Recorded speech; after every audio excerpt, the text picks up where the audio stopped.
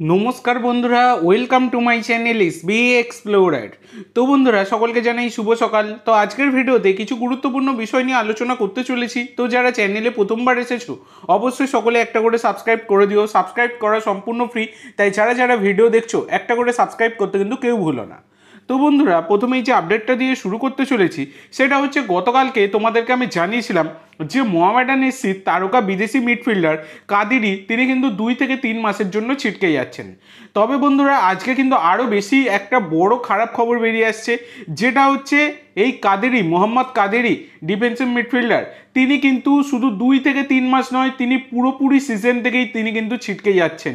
মানে এই ISL season 11-এ নতুন প্রমোট হয়েছে মোহামেডান এসসি, তারা অনেক স্বপ্ন নিয়ে আর কি দল বানিয়েছে। কাদেরিকে নিয়েও তাদের অনেকটা মানে তাদের কোচেরও অনেকটা প্ল্যানিং ছিল, সব কিছুই কিন্তু ভেস্তে গেল।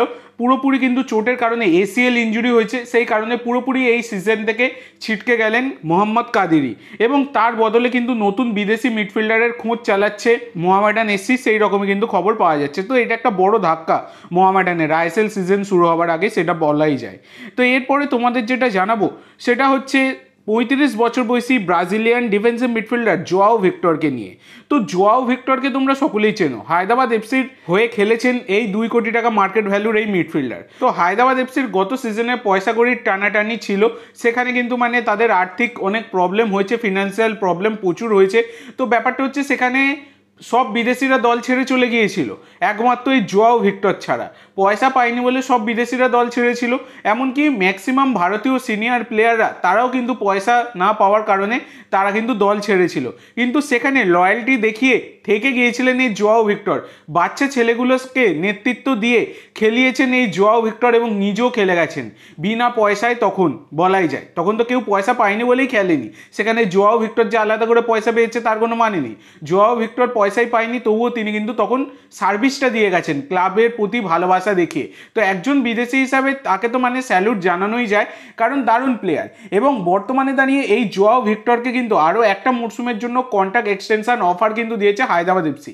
দেওয়াটাই উচিত, যে বিপদের সময় দেখে সেই আসল বন্ধু, এবং জোয়াও ভিক্টর ভালো প্লেয়ার, তাকে কিন্তু অফারও দিয়েছে সেই কারণে। তো এরপরে তোমাদের যে আপডেটটা দিতে চলেছি সেটা ভিশাল কাইতকে নিয়ে। তো বন্ধুরা, বর্তমানে ভারতে যত গোলকিপার রয়েছে তাদের মধ্যে বাজপাখি গোলকিপার বলা যায় মোহনবাগানের এই গোলকিপার ভিশাল কাইত। তো আউটস্ট্যান্ডিং পারফরমেন্স কিন্তু দেন এই ভিশাল কাইত গোলকিপার হিসাবে। তো এবার ব্যাপার হচ্ছে, গতকালকে মোহনবাগানের তরফ থেকে একটি প্র্যাকটিস সেশনের ভিডিও পোস্ট করা হয়েছিল, মানে ভিশাল কাইতের ছোট্ট ক্লিপ আর কি। সেখানে কিন্তু ভিশাল কাইতকে এক ধরনের সেভ করতে দেখা গেছে, মাটিতে হাত দিয়ে পাগুলোকে পিছনে করে বলটাকে তিনি কিন্তু সেভ করছেন। তো এই রকম টাইপের সেভ, মানে এর থেকে আরও উন্নত প্রজাতির সেভ আর কি বলা যায়, উন্নত প্রজাতিই বলছি আর কি, যাই হোক, মানে তার থেকে আরও ভালো সেভ এইরকম আমরা করতে দেখেছিলাম কিন্তু রেনে হিগুয়েতাকে। তো রেনে হিগুয়েতাকে তোমরা কম বেশি সকলেই চেনো, মানে কলম্বিয়ান একজন গোলকিপার ছিল। তো 2009 সালে তিনি কিন্তু রিটায়ার করেছিলেন ফুটবল থেকে। তো ব্যাপারটা হচ্ছে, এনার খেলা কিন্তু লাইভ আমিও দেখিনি, আমি তখন ছোট ছিলাম, আমিও অত বুঝতাম না। কিন্তু বর্তমান টাইমে তোমরা যদি ইউটিউব খোলো, বেস্ট গোলকিপারদের তালিকায় কিন্তু এই রেনে হিগুয়েতার নাম থাকেই থাকে। তো তার একটা সেভ ছিল আউটস্ট্যান্ডিং, মানে তিনি ভিশাল কাইত যেমন মাটিতে হাত দিয়েছেন, এই রেনে হিগুয়েতা তার কিন্তু মাটিতে হাতই ছিল না, পুরোপুরি হাওয়ায়, মানে আউটস্ট্যান্ডিং সেভ, সেইটা কিন্তু নিদর্শন হয়েই রয়েছে। এবং দারুণ গোলকিপার ছিলেন এই রেনে হিগুয়েতা। তো সেই রকম টাইপেরই কিন্তু ভিশাল কাইত সেভ করার চেষ্টা করলেন। তো ভিশাল কাইত নিজেকে যে আরও উন্নত করার চেষ্টা করছেন সেটা কার্যত বলাই যায়। তো এবার দেখা যাক ভিশাল কাইত এবারের আইএসএলে কেমন পারফরমেন্স দেন। ডুরান্ডে তো ভালো পারফরমেন্স দিয়েছেন, এবার আইএসএলে তিনি কেমন পারফরমেন্স দেন এবং গোল্ডেন গ্লাভস জিততে পারেন কিনা সেটা এখন দেখবার বিষয়। তো এরপরে তোমাদের যে আপডেটটা দিতে চলেছি সেটা জেমি ম্যাকলারেনকে নিয়ে। তো গতকাল জেমি ম্যাকলারেনকে নিয়ে আমি একটি ভিডিও বানিয়েছিলাম, যেখানে জানিয়েছিলাম যে 10 মিনিটের মধ্যে কিন্তু জেমি উঠে গিয়ে তিনি মেডিকেল রুমে গিয়েছিলেন। তো ব্যাপারটা তোমাদের কাছে একটু ক্লিয়ার করে দিই। তো ব্যাপারটা অনেকেই মানে এটার ব্যাপারটা একটু ভুল বুঝছো তোমরা, সেই ব্যাপারটা আমি ক্লিয়ার করে দিই। জেমির কিন্তু বর্তমানে সেভাবে কিন্তু কোনো রকম চোট নেই। তবে একটা জিনিস, কালকে তিনি প্র্যাকটিসে কিন্তু সমস্ত প্লেয়াররা, কোচ যখন প্র্যাকটিসে নেমেছেন তার থেকে 45 মিনিট আগে থেকে তিনি কিন্তু অনুশীলন একা একাই শুরু করে দিয়েছিলেন।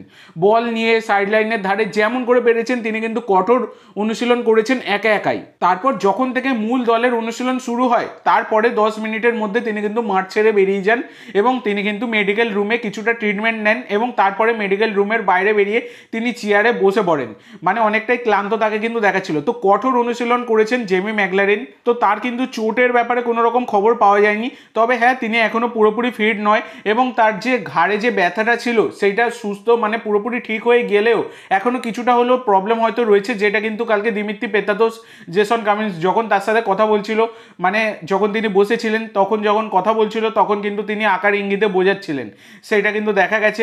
তো এই ব্যাপারটা নিয়ে অনেকেই ভুল বুঝেছিল, সেই কারণে আমি তোমাদেরকে বলছি 45 মিনিট আগে থেকে তিনি প্র্যাকটিস শুরু করেছিলেন, প্র্যাকটিস করেওছেন একা 45 মিনিট 46 মিনিট। তারপরে তিনি কিন্তু যখন মূল দলের অনুশীলন শুরু হয় তারপরে তিনি 10 মিনিটের মধ্যে মাঠ ছেড়ে বেরিয়ে এসে তিনি কিন্তু মেডিকেল রুমে যান এবং তারপরে আবার দিমিত্রি পেত্রাতোসদের সাথে আবার তিনি কিন্তু মাঠে গিয়েছিলেন এবং তারপরে কিন্তু আবার বলতে গেলে প্র্যাকটিস শেষে তিনি বেরিয়ে আসেন। তো এইরকম ব্যাপার। তো কঠোর অনুশীলন করছেন কিন্তু জেমি ম্যাকলারেন, নিজেকে পুরোপুরি ফিট করে তুলতে তিনি কিন্তু কঠোর অনুশীলন চালাচ্ছেন, তার জন্য তাকে স্যালুট। এবং 13 তারিখের ম্যাচে খুব সম্ভবত তিনি কিন্তু অ্যাভেলেবেল থাকতে চলেছেন। এবার দেখা যাক কি হয়। তো আজকের জন্য এইটুকু বন্ধুরা, ভিডিওটি ভালো লাগলে অবশ্যই লাইক করো, শেয়ার করো, আমার চ্যানেলে প্রথমবার এসে থাকলে চ্যানেলটি সাবস্ক্রাইব করো আর কমেন্ট করে জানাও ভিডিওটি কেমন লাগলো। ধন্যবাদ।